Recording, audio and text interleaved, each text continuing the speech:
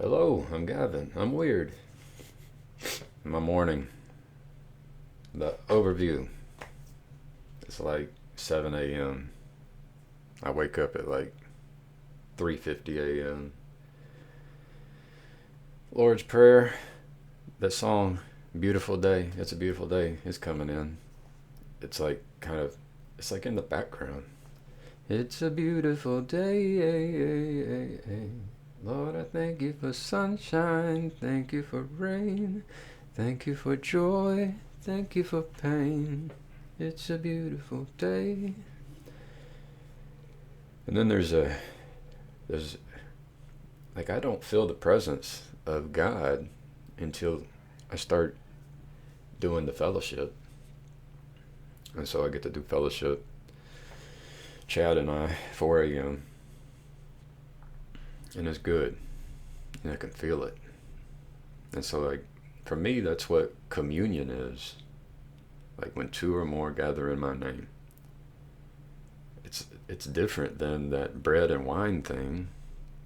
And I'm not too familiar. I might be missing out on that bread and wine thing. I have to have the humility to know that, but what I have is just so good.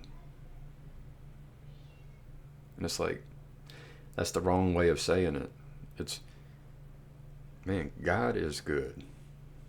It's like, do I have God? It's like, no, I'm being given something with the help of others. And so then I get to start a fire at 5 a.m. and drink coffee with my wife, and it's still going. Kim and I, it's good. And we get to, seek God together, attempt to get closer to God together. It feels so good. It's not perfect. I know that's what's amazing. I woke up today and I'm remembering what it was like a year ago where I thought I was not a sinner. I thought I was perfect. But now it's like I know how far away I am from perfection. It's just crazy how blind I was. And I know I still have some blindness. And then this morning at 6 a.m., this mega church I go to, they have an app and they have multi-locations. And one of they have this small groups. They have an application, and I tried to do my own small group. But I found one that was like a Thursday morning 6 a.m. prayer. And it was funny as all of you hearing this could show up at this prayer. And I didn't say anything. And I did put in something in the chat. I did a prayer request, and that felt good, just participating in that little way. And being able to listen in on, it was just one campus doing a Thursday morning 6 a.m. prayer on Zoom. And I get to hear what they're doing and the prayer requests for what they're doing. And it was wonderful. And it's like there's an aspect to prayer when we do it together and we get to hear each other's prayers. It's important to become aware of the prayers that people are having. It then facilitates the connections. We get to kind of lean on each other and support each other. And it's like they break for 30 minutes at 6:30 so everyone can go pray, and I'm doing some prayer, and then I'm being shown things, and it's like, thank you God for giving me these visions, but what am I supposed to do with it? Will you show me what I'm supposed to do with it?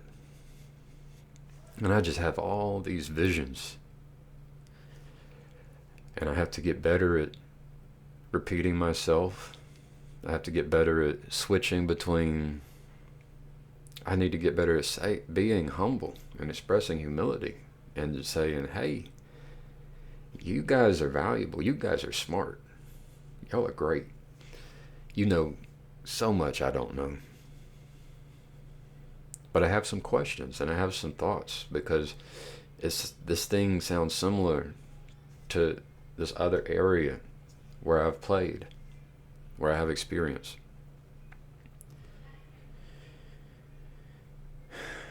And so I ended up on LinkedIn. So one of the people in the Zoom, I found him on LinkedIn, I hit connect. So now there's a pending connection request. So this word connecting, and we can connect with each other. There's parallels with the technology and with platforms like Zoom and like YouTube and I'm doing it. We're doing it. And so there's a quantity and quality of connection. And I'm sorry if that's just kind of turns you off, but it's the thing that excites me and gives me joy. It's the thing that connects my life to and gives it meaning and purpose for the glory of God. So excuse me if I get excited. And so then I find out, it's like, oh, on LinkedIn, my church actually has a page. And then I can see everyone who's working for the church. And then I'm scanning through all the people who are associated with the church. And this may not be completely accurate. Some people may have been there and are no longer there. And maybe some people just claim to be affiliated with the church and they're not. And the church, it's just a brand for one group of people called Church of the Highlands, if you want to check them out, in Alabama, largest church in Alabama.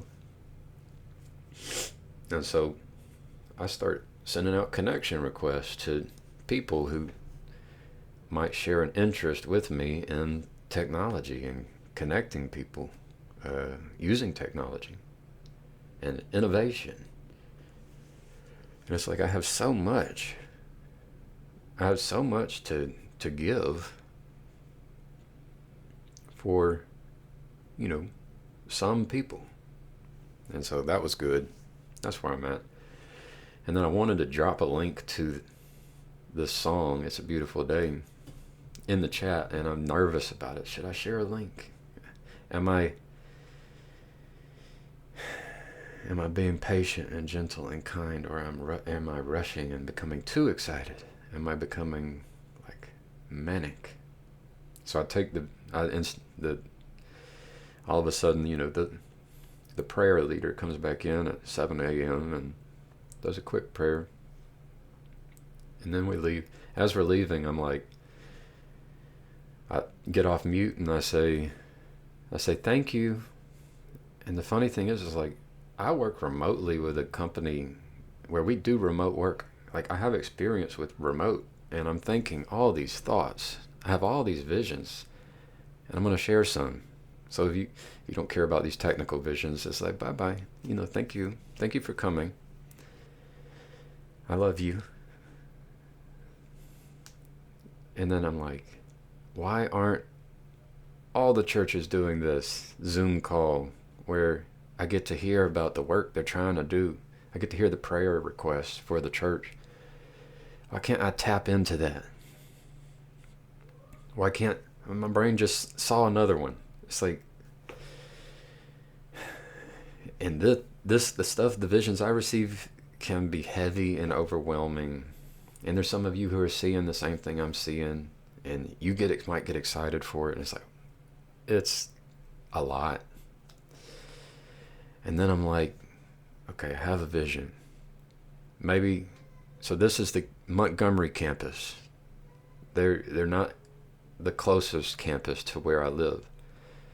The closest campus is the Auburn East campus. And I'm like, and I go searching. I'm like, why isn't every campus doing this? And it's like, how can I inspire and encourage more people to do this? And so I'm making a video. I could share this video with that campus pastor, which then maybe is forwarded to other campus pastors who are then motivated and encouraged to host a Zoom call. And my mind goes into all those technical problems. And it's not easy, but there are people like myself who love solving those problems.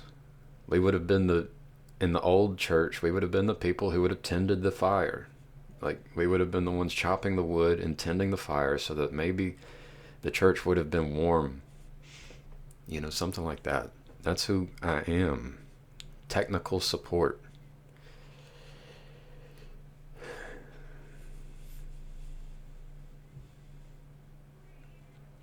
So it would be great if more churches had Zoom calls, once a week prayer, and that was allowed people to listen in and maybe leave a chat for a prayer request. And it would be great if more people tried to connect on LinkedIn. And then I have my small group. I have a vision for the, not just Zoom, but other platforms, other technologies, like the thing I use that allows people to do voice and video and text. So when I created my small group, I created this thing called a Discord server. It sounds scary. Discord. We don't like Discord. And maybe that's what the enemy named it, so that we're afraid of it. So that we will shy away from the thing that's good. I think the enemy does that. The enemy will pervert the language so that we become afraid of the good thing, and then we maybe become attracted to the bad thing. And so pay attention to that trick, the trick of the mind, where we have to do a little bit more processing and put in a little bit more effort to overcome our gut response, our gut reaction to something. And so I also, when I started my small group, I had a Google Doc where frequently asked questions can be answered such that I can just share a link to people who are interested so that they can receive the answers they want. And in the Discord server, I created a space for people to ask questions and have their questions answered.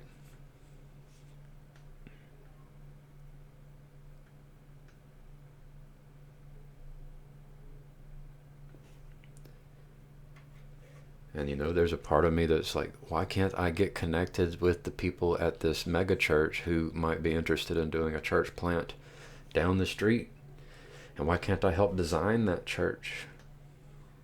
Why can't I help make it into the church that people like my wife and I will enjoy volunteering within and attempting to do God's work that aligns with our purpose and our meaning?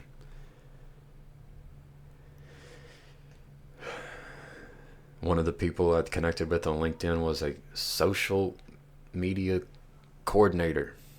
And it's like, people hear social media coordinator and they don't even realize that someone with my skill set could be of service. Like, if those people go look at my profile, they're going to see just this crazy resume.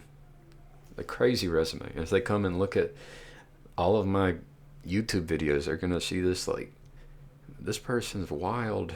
This person is absolutely abnormal, strange, and scary. It's like, I need to go get my wife and children just to let you know. It's like, hey, I'm a pretty good dad. I'm a pretty good husband. These people, I never got fired at any of these places I worked on my resume. They didn't fire me. I was called away into some other place. I wasn't kicked out. The organization did not kick me out of these places. Now, I mean, I've been kicked out of a couple of online communities, but that has something to do with, I see the beauty in it too, that I got kicked out and it was good. It was good for me and good for them. It's thank you for joy, thank you for pain. Like, that song is good. I'm going to end it just trying to play that song. Maybe I can play it without the audio.